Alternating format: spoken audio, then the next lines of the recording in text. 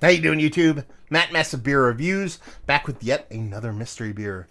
Mystery beers, love them so. And as you can see by the stormtrooper-laden shroud, this be from Jason from Corny Crap Beers in Florida. He sent me off a box of mystery and non-mystery beers. I'm going to try to unwrap this gently because there's a kind of little piece of electrical tape kind of keeping the top, I don't know, hidden from me. So yeah, mystery beers, what are they? They're beers I have no idea what I'm drinking. People send them to me, I chug them, I talk about them, we go from there. Okay, this is what we call motor oil. Thank you very much. This is just darkness. That is, crazy, super dark, tight compact bubbles, where I like my coffee to look like color. I mean, this is just a rich, huge, decadent, dark beer, at least from the distance. It looks like that. It's got those big blue blocker style legs on her. Let's get a nose. Not as big as I thought it would be based off of the nose, or based off the initial look, to be honest with you. It's a big beer, and it's sweet.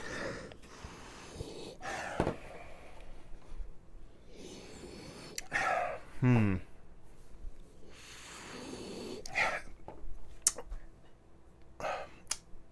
fighting myself.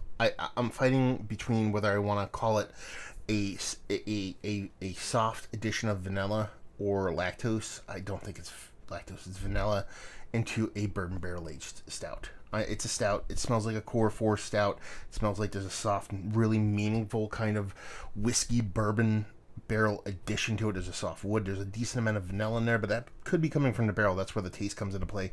And it's just got this rich kind of spirit character, but there's still a nice kind of soft, velvety chocolate kind of vibe underneath all that. Yeah, she smells nice. I think I know who this is actually from. The cap is here. There's nothing on the cap, but we'll see what's what. A little preconceived notion. Yeah, she smells nice. She smells like just a straight up. I'm gonna say it. Core 4 with the addition of a spirit cask involved, a barrel involved. So just a big, nice, rich stout with a nice barrel. Let's see what the taste has. Cheers.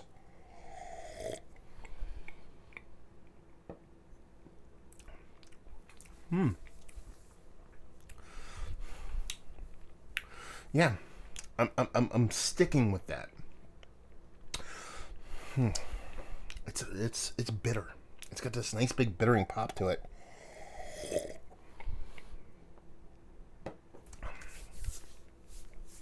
The barrel's a little bit, not even hot. It's evaporative. So it's a relatively hot barrel, for the lack of a better term, but it's not super expressive. I'm not getting a big kind of richness, not a big red fruit off it, anything like that. So I'm leaning almost like I don't know, a second use. It can't be second use because of how evaporative the alcohol is in it is, unless it's like a big high ABV beer. It almost reminds me more of like Canadian whiskey or Irish whiskey as opposed to a bourbon. It's getting that kind of vibe from it. But it's somebody's Russian Imperial Stout. It's a Russian Imperial Stout. It's 13 and change. And there's no addition to it. That vanilla is coming all from the barrel. Done and done.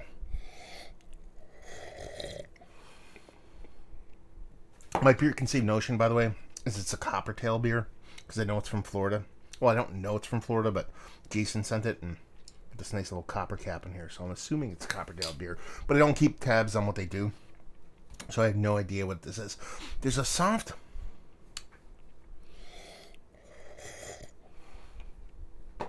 there's an astringency to it that is outside of, I believe, the roasted malt. I think there's like a weird wood thing going on in here.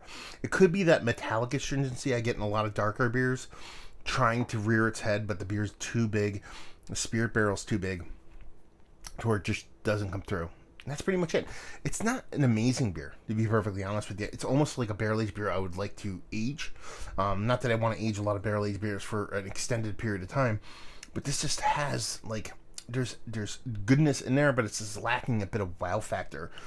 So it's somebody's, like I said, Core 4 Russian Imperial Stout, barrel aged, spirit barrel aged. I'm going outside of the bourbon realm, and I'm just sticking my dick on the table and going Canadian whiskey, Irish whiskey. That's it. Done and done. What do I say? 13 and change? Yeah, that's not. So let's see what the sucker has. Sweet little pull tabs. See? Jason knows. He watches. He knows what's going on.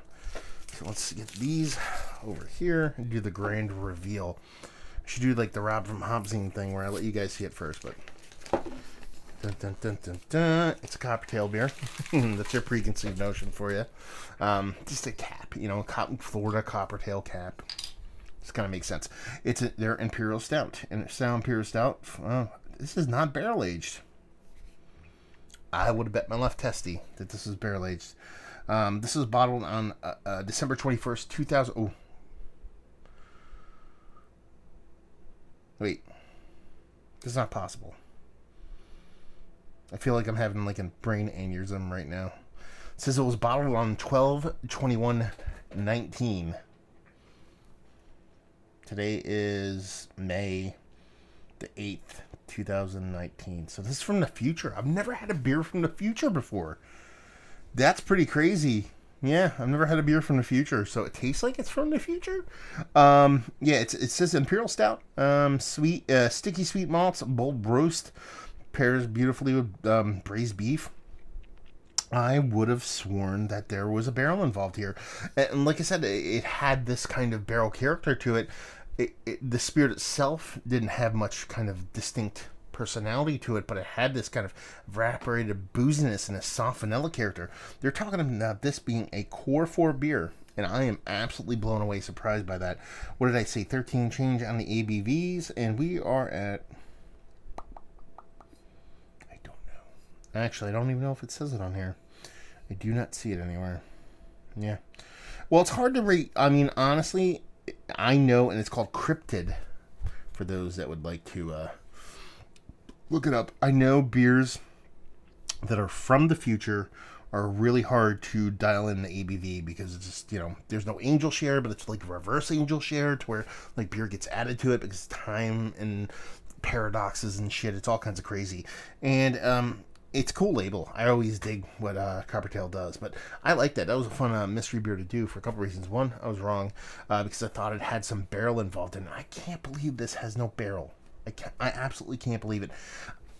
In the grand scheme of things, I can believe it because it wasn't super expressive on the spirit front, but it just had this kind of barrel feel to it, especially the way the vanilla came off. It was a little bit dry. It had this evaporative, alcohol thing going on, but yeah.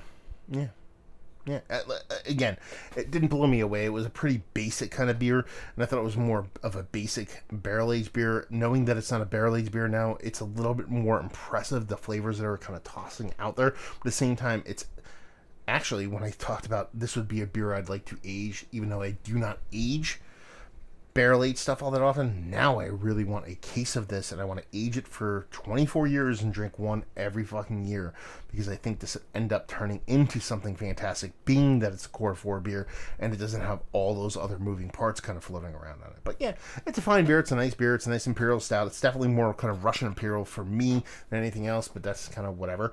And anytime, I'm telling you right now, anytime you could have a beer from the future, that's pretty fucking cool. So let's talk about it. Is it one of the better base stouts that I've had as of late? No. I should probably put it right on the edge. Not out, not in, right on the edge. Because I like the unique flavors it's throwing off for being a base stout. But again, just for the whole kind of future factor, you have to throw it in the mix. Value and availability, I don't know. It's Coppertail. Tell me what's what, and leave you with, if you like what, will you like this? If you like future beers, if you like barrel-aged beers, but you want to have something core 4, and if you don't like ABVs on your bottle, you'll do this. Listen, I think this is a great ageable beer. So if you see these on the shelf, and it says it was bottled on, like, around Christmas time, it has a year on it, I'd definitely pick it up, because it's fun, and it's unique, and I think there's a lot of great flavors that are in there. It just needs a little bit of time to kind of hash itself out.